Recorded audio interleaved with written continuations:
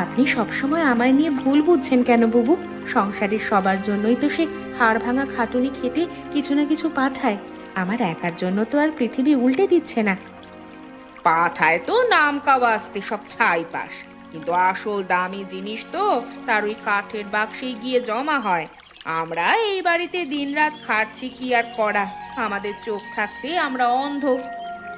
বুবু, আমি কি কোনোদিন আপনার কাছে কোনো কিছু লুকিয়েছি? আপনি চাইলে সেই শাড়িটা আমি আজই আপনাকে দিয়ে দিতে পারি। ওটা পরে আপনি খুশি হলেই আমি খুশি। ওরে আমার দয়ার সাগর রে, তোর দয়া দেখানোর কোনো দরকার নেই। নিজের জিনিসের বেশি করে যত্ন করিস। এই গ্রামটা কিন্তু খুব একটা সুবিধার না, কারো উপর নজর পড়লে রক্ষে নেই আর। গ্রামের মানুষ তো খারাপ নয় বুবু। আমরাই যদি নিজেরা ঠিক থাকি আর কারো মনে কষ্ট না দিই, তবে বাইরের মানুষকে ভয় পাওয়ার কি আছে? মন পরিষ্কার থাকলে সব ঠিক থাকে।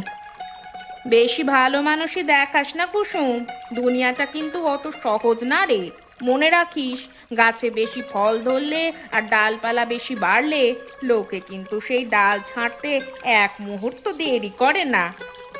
আপনি অযথা আমার উপর রাগ করছেন বুবু। আমি শুধু মনে প্রাণে চেয়েছি আমরা সবাই একসাথে মিলেমিশে শান্তিতে দিন কাটাই। এর বাইরে আমার আর কোনো উদ্দেশ্য নেই। মা, দেখলেন তো কুসুমের মেজাজ আর মুখের তেজ?